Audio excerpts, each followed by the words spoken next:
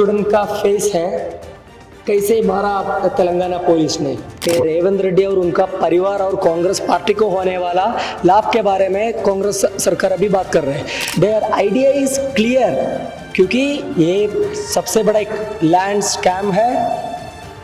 उन लोग को पैसा कमाना है, स्टूडेंट्स कम्युनिटी को चीट करना है। इसी डायरेक्शन में अभी तेलंगाना सरकार जा रहे है। विद्यार्थी परिषद was leading massive rallies and protests across the state and nationwide.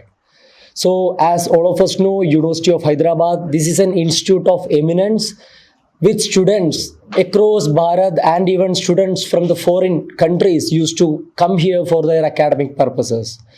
So, seeing from last few days, student community and teacher community of HCU is in the streets of Telangana fighting to reclaim the university owned land.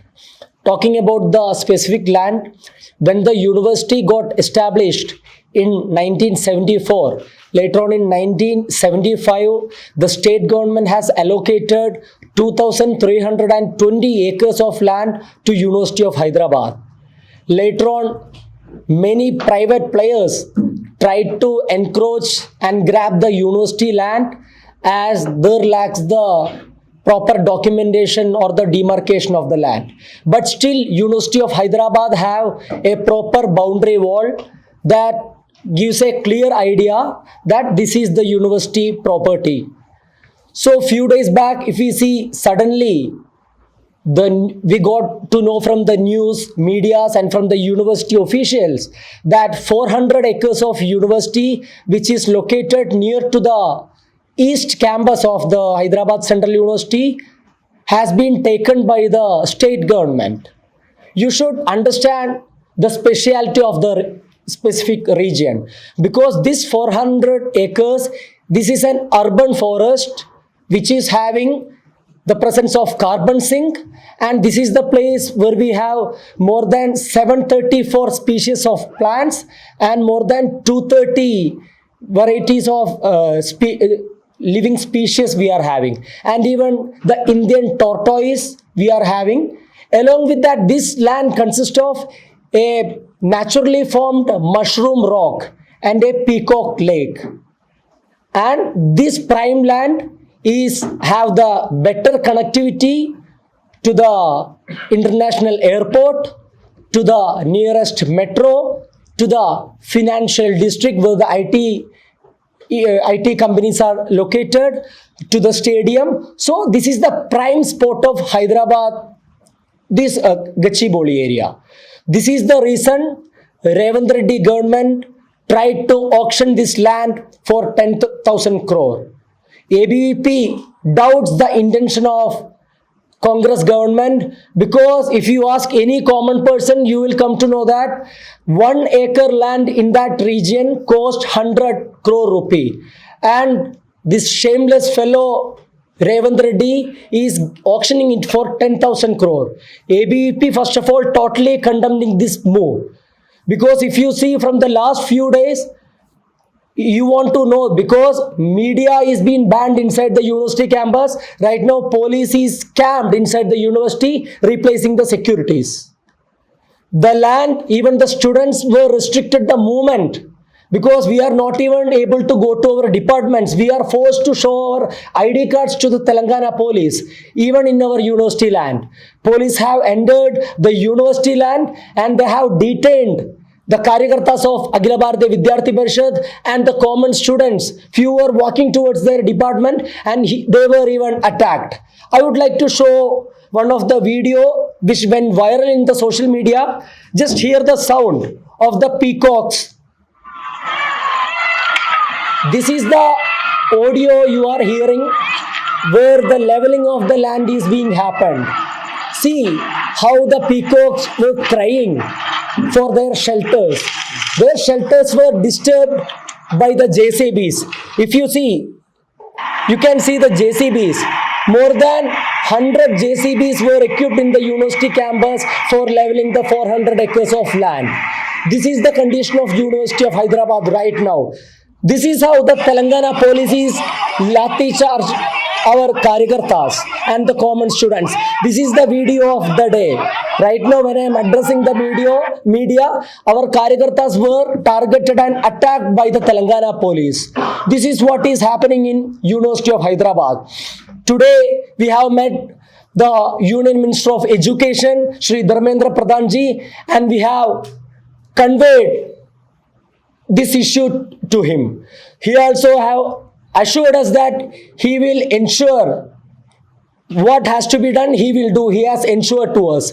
Along with that, in the coming time, we are planning to meet the National Green Tribunal and the Environmental Ministry. This is the peak hour, and this is my request to the entire media community, student community and the youth of Bharat to join hands with the Akhila Bharatiya Vidyarthi Parishad and the University of Hyderabad for fighting to reclaim the land.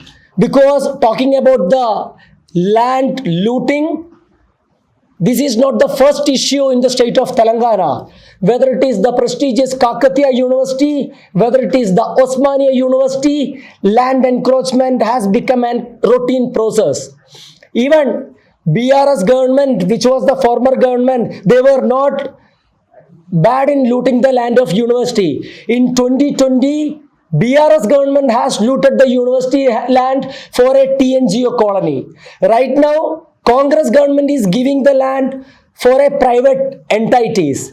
While establishing the university, there was a clear decision from the then central government. This land, this allocated land has to be utilized only for the academic and educational and research and developmental process. And right now what is happening? The land is being auctioned for the private players. So how much money he is taking as a commission from this deal, it's a question mark. In the coming days, we can find out, because this is a clear-cut land scam happening in the state of Telangana. We are very well aware about the Congress government, how they did the 2G scam, chopper scam, other scam. Because if we list out all the names, there will be a dictionary I want to make about the scams did by the Congress. The same is being repeated in the state of Telangana. So ABVP's fight is on. Even one of our Karyakarta got remanded in the jail right now by filing false cases. They have raising allegations that students are carrying deadliest weapons. I am surprised to hear what the police report speaks.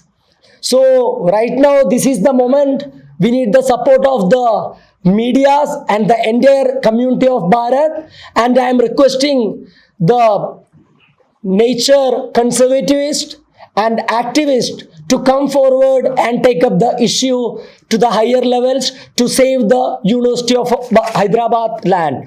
And recently, while addressing in the assembly, Chief Minister Revant Reddy has mentioned the students of University of Hyderabad fighting to reclaim this land as forces. He has mentioned the university students as forces. Is this the right way that we are expecting from a Chief Minister addressing the student community as forces? This is a sad, piteous situation exists in the state of Telangana right now. I would like to ask the Congress, Indian National Congress, where is your Mohabbat ki dukan right now?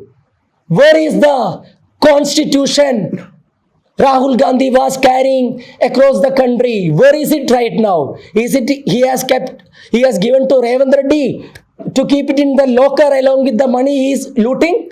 This is the question we should ask. We are asking to the Indian National Congress.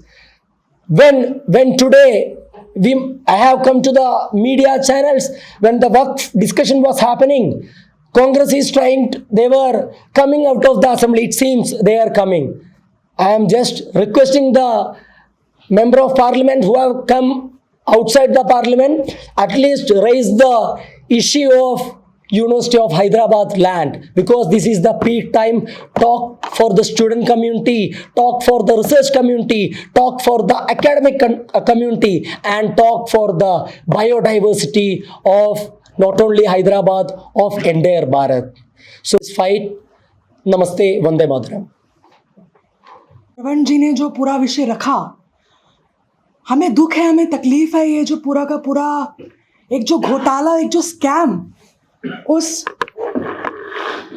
सरकार द्वारा, तेलंगाना सरकार द्वारा किया गया है, पर हम शौक नहीं हैं। हम बिल्कुल भी शौक नहीं है, क्योंकि इससे पहले कांग्रेस सरकार ने, इनकी माताजी ने, बालक पुत्र ने बहुत घोटाले ऐसे करे हैं इस देश में, चाहे वो 2G स्कैम हो, चाहे वो कौला स्कैम हो। तो ये पहले कोई घोटाला नहीं है, इससे पूर्व काफ़ी घोटाले हो चुके हैं। पर बहुत दुख होता है कि HCU जैसी यूनिवर्सिटी में, विश्वविद्यालय में, जो देश भर के छात्र अलग अलग स्टेट से, अलग अलग प्रांतों से आते हैं अपनी शिक्षा को पूरा करने, अपने शिक्षा को आगे बढ़ाने, अपने आप को आगे शोधार्थी बनाने, रिसर्च स्कॉलर बनाने, और किस प्रकार से जब वो आवाज़ उठाते हैं एक अन्याय के खिलाफ, तो उनको अरेस्ट किया जाता है, उनके ऊपर लाठीचार्ज होती है, उनको जेलों में बंद किया जाता है। तो ये अन्याय और ये जो बर्बरता वहाँ की सरकार द्वारा वहाँ के स्टूडेंट्स के साथ की जा रही है, इसके लिए अखिल भारतीय विद्यार्थी परिषद आज प्रेस कॉन्फ्रेंस कर रहा है। और इससे पूर्व हमने एजुकेशन मिनिस्टर धर्मेंद्र प्रधान जी के पास जाकर उनको ज्ञापन भी सौंपा कि जल्द से जल्द ये जो पूरा प्राइवेटाइजेशन हो रहा है, ये प्राइवेटाइजेशन को रोका जाए, और जल्द से जल्द जो स्टूडेंट्स की जो यूनिवर्सिटी है, जो वातावरण, एटमॉस्फेयर पूरा उस HCU का ख़राब करने का प्रयास कर रही है वो सरकार, उसको जल्द से जल्द एक नॉर्मल वातावरण, एक शिक्षा का जो क्षेत्र है जहाँ पर स्टूडेंट वहाँ जाके पढ़ते हैं, जो शिक्षा का मंदिर है, वो वापस से एक नॉर्मल हो। और जल्द से जल्द ये जो घोटाला है, इस घोटाले के ऊपर सख्त से सख्त कार्रवाई ये केंद्र सरकार करे। और आने वाले समय पर अगर ये घोटाला नहीं रुकता है और उनकी तानाशाही बंद नहीं होती है, तो अखिल भारतीय विद्यार्थी परिषद आने वाले समय पर एक बहुत बड़ा आंदोलन, चलो HCU कर भी सकता है। तो आपके इस प्रेस वार्ता के माध्यम से मैं ये बताना चाहती हूँ कि जल्द से जल्द वहाँ की सरकार ये जो गलत निर्णय ले रही है, ये जो फॉल्स, जो ये प्राइवेटाइजेशन को पूरी लैंड देने का जो कार्य कर रही है, ये जल्द से जल्द वापसी करे, और वहाँ पर जो एक शिक्षा का क्षेत्र है वो ठीक तरीके से जैसे HCU यूनिवर्सिटी चलती आ रही है वैसे चलती है। इस पूरे इशू में अखिल भारतीय विद्यार्थी परिषद पहले दिन से ही इस इशू को टेकअप करते हुए वहाँ पे आंदोलन के माध्यम से, धरने के माध्यम से विद्यार्थियों की आवाज़ को उठा रहा है, और अपने जो यूनिवर्सिटी है उसके लैंड को बचाने के लिए कमिटेड है। जैसे कि श्रवण जी ने बताया भी कि जब हम इस प्रेस वार्ता को संबोधित कर रहे हैं, तो यूनिवर्सिटी ऑफ हैदराबाद में अभी भी विद्यार्थी परिषद के नेतृत्व में वहाँ विद्यार्थी आंदोलन कर रहे हैं, प्रदर्शन कर रहे हैं, और उन पर वहाँ की पुलिस, वहाँ के मुख्यमंत्री के आदेश पर लाठीचार्ज भी कर रही है। ये लाइव विजुअल्स वहाँ के आप सबको मिल सकते हैं। इसी क्रम में तेलंगाना सरकार को, कांग्रेस को और रेवंत रेड्डी को विद्यार्थी परिषद के माध्यम से ये संदेश हम देना चाहते हैं कि विद्यार्थी परिषद ने जो ये विषय उठाया है, ये विषय देश भर के विद्यार्थियों का विषय है, ये विषय देश भर से पढ़ने जाने वाले विद्यार्थियों का विषय है, ये देश भर के इन्वायरमेंट का विषय है। इस विषय को विद्यार्थी परिषद तब तक उठाएगा, तब तक इस लड़ाई को लड़ेगा, जब तक इसका निराकरण नहीं हो जाता, जब तक वहाँ की सरकार इस निर्णय को वापस नहीं ले लेती, चाहे उसके लिए फिर किसी भी हद तक विद्यार्थी परिषद के कार्यकर्ताओं को, वहाँ के विद्यार्थियों को जाना पड़े। आप सभी से आग्रह है कि आपके माध्यम से ये विषय ना केवल HCU और तेलंगाना का विषय है, ये पूरे देश का विषय है। तो ये पूरे देश भर के लोगों तक प्रचार इसका हो, प्रसारित हो, और देश भर के लोगों से, शिक्षाविदों से, उन तथाकथित बुद्धिजीवी इन्वायरमेंटलिस्टों से भी ये आग्रह है कि जो हर बात पे रोना रोते हैं, आज जब इतने बड़े बायोडाइवर्सिटी की बात आ रही है वो चुप हैं, उनको भी बाहर आकर इस विषय में बोलने की आवश्यकता है। और सबको इस विषय में बोलने की तेलंगाना सरकार के इस जो एक छात्र विरोधी नीति है, जो शिक्षा विरोधी नीति है, इसका बहिष्कार करने की आवश्यकता है। हम सभी से पुनः एक बार आग्रह करते हैं कि इस विद्यार्थियों के आंदोलन में, विद्यार्थी परिषद की इस पहल में आप सभी जुड़ें और यूनिवर्सिटी ऑफ हैदराबाद को शोषण होने से, वहाँ की जो लैंड है उसकी नीलामी होने से बचाएं। धन्यवाद। नमस्कार, आज हम आए थे नई दिल्ली के प्रवासी भवन पर, जहां पर HSU तेलंगाना सरकार द्वारा ITO पार्क बनाने के ऊपर विद्रोह किया जा रहा है वहां के छात्रों द्वारा। सर, सरकार के इस दावे पे आप क्या कहना चाहेंगे कि उन्होंने कहा है कि IT पार्क के बनने से वहां पर आर्थिक लाभ तो होगा ही होगा, साथ में जॉब्स की अपॉर्चुनिटीज भी मिलेंगी। सो ये मेरा सबसे पहले सवाल है कि ये आर्थिक लाभ किसको होगा? ये समाज को होने वाला नहीं है। रेवंत रेड्डी बोल रहे हैं, ये रेवंत रेड्डी और उनका परिवार और कांग्रेस पार्टी को होने वाला लाभ के बारे में कांग्रेस सरकार अभी बात कर रहे हैं। अभी देखने के समय डेवलपमेंट तो हर जगह हो रहा है, हम भी डेवलपमेंट को सम्मान करने वाला लोग हैं। बट अब देखिए, तेलंगाना जैसा प्रदेश में सिर्फ इन लोग को गच्ची बोली, उसमें एक एकेडमिक इंस्टीट्यूशन, वो भी इंस्टीट्यूट ऑफ एमिनेंस में होने वाला यूनिवर्सिटी ऑफ हैदराबाद यूनिवर्सिटी, और उसमें लोकेटेड भारत में सिर्फ कुछ बचा है अर्बन फॉरेस्ट। उसी अर्बन फॉरेस्ट ही मिला है क्या इस सरकार को डेवलपमेंट करने के लिए? और कुछ जगह नहीं है कि इस तेलंगाना देश में? ये है मेरा सबसे बड़ा सवाल उन लोग के लिए।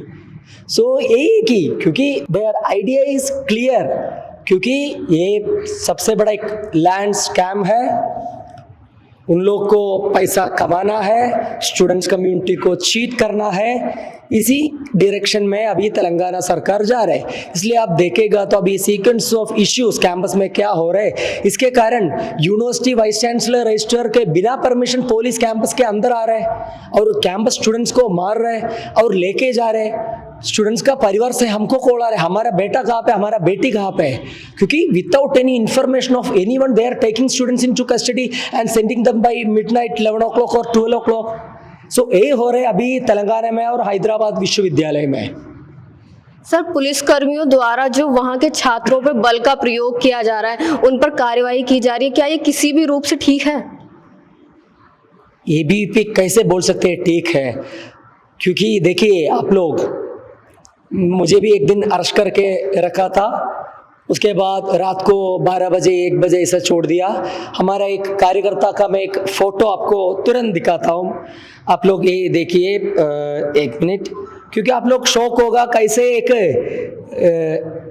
एक एनिमल इंस्टिंक्ट होगा ना, एक इनह्यूमन एक्ट वही हो रहा है। आप ये देखिए, एक स्टूडेंट का फेस है, कैसे मारा तेलंगाना पुलिस ने। सो इन यूनिवर्सिटी ऑफ हैदराबाद अभी यही हो रहा है। आज भी एक लाठीचार्ज हुआ था, उसमें फैकल्टीज भी था, टीचर कम्युनिटी और नॉन टीचिंग कम्युनिटी भी जुड़ा था उस प्रोटेस्ट में। पुलिस नहीं देख रही इसमें कौन फैकल्टी है कौन टीचर है, सबको मार रहे हैं। इसमें इंटरेस्टिंग चीज़ है, आप लोग ये ध्यान में रखना है कि ये रोड पे नहीं कर रहे हम हमारा खुद यूनिवर्सिटी का लैंड पे कर रहे हैं, हमारा डिपार्टमेंट के सामने कर रहे हैं। उधर आके स्टूडेंट्स को लाठीचार्ज करने के लिए कौन आदेश दिया, वो है मेरा सवाल। दूसरा सवाल, ये एक प्लान्ड अटैक है, कैंपस कम्युनिटी को डरा के वो जमीन कब्जा करना है। विद्यार्थी परिषद कितना साल तक रहेगा, उतना साल तक रेवंत रेड्डी का वो इच्छा पूरा नहीं होगा। सर, तेलंगाना सरकार ने HSU के स्टूडेंट से इस बारे में पहले बात की थी, इस परियोजना के बारे में उनसे राय ली थी, वहाँ के लोगों से, वहाँ के स्टूडेंट से? अभी तक गवर्नमेंट स्टूडेंट कम्युनिटी से एक भी बात नहीं हुआ था, बट मुझे एक याद है, रेवंत रेड्डी ने एक बार यूनिवर्सिटी ऑफ हैदराबाद में आया है। क्यों आया? NSUI वालों के साथ फुटबॉल खेलने के लिए। सो हमको वो समय क्लियर कट समझ में आया, रेवंत अन्ना ने HSU में आया, फुटबॉल खेला, लैंड जगह वगैरह देखा, वो ले लिया। This is what happened in university right now. He didn't talk to any of the stakeholders and he is lying in front of the media saying that university community has agreed this is not the university land, but it is not true. Akhil Bharatiya Vidyarthi परिषद is totally against the statement of Revanth Reddy. We still believes and we are claiming that the 400 encroached land belongs to University of Hyderabad. Sir, HSU के छात्रों का अगला कदम क्या होगा? सो अभी हमने peaceful protest कर रहे, आज हमारा पीसफुल एक रैली था, उसमें लाठीचार्ज हुआ है। अभी भी हमारा कार्यकर्ता कैंपस के मेन गेट और बैक गेट ऐसा अलग अलग प्रदेशों में धरने में बैठा है।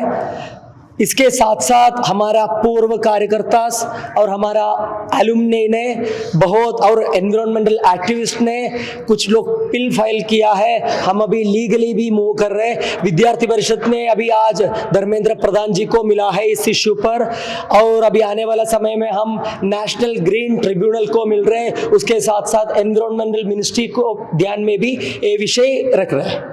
सर, अगर यहाँ पर आईटी पार्क बन जाता है तो वहाँ पर स्टूडेंट्स के एजुकेशन पे क्या असर पड़ेगा, इन्वायरमेंट पर क्या असर पड़ेगा? सो इसमें सबसे फर्स्ट इश्यू है एनवायरनमेंट पर, क्योंकि मैं आपको पहले ही बताया, क्योंकि ये पहली चीज़ एक अर्बन फॉरेस्ट है, क्योंकि वो एक कार्बन सिंक का एक्सिस्टेंस है उधर, और देखने के समय एक rich flora and fauna and biodiversity है इस यूनिवर्सिटी कैंपस पर। ये पहली चीज़ है, ये सब डिस्टर्ब होगा। इसके कारण हम तो मानते हैं वसुधैव कुटुंबकम, these birds and animal will become homeless after that. Already in the construction site, many of the animals and birds have been replaced, and some of them have been killed by these JCBs and these officials. So first thing is that, and the second thing comes with the security concern of the university, because this is a university with more than 50% more is of the women student. And when it is coming near to the university space, when this IT park is being constructed near to the university space, this obviously questions the safety of the women and the other students of the university campus. Because even if you see, even there is a boundary wall, at one part of the place, the boundary walls has been demolished by the locals of the locality, and they started coming to university, and there were many incidents earlier that the student community were verbally assaulted and verbally abused by the people who are coming by trespassing our university land. This same incident is going to happen if this IT parks come, but we are not going to that talk, but we still believe that IT park is not going to come. तो यहाँ पर हमने बात करी ABVP अखिल भारतीय विद्यार्थी परिषद के secretary श्रवण B राज से। उन्होंने बताया कि किस तरह से वहाँ की तेलंगाना सरकार उनके वहाँ के विद्यार्थियों पर विद्रोह कर रही है, उनके ऊपर बल का प्रयोग कर रही है। इसमें देखते हैं आगे क्या होता है। आगे की जानकारी के लिए जुड़े रहिए PPM टाइम्स के साथ। मैं तान्या सिंह, कैमरा पर्सन ललित के साथ।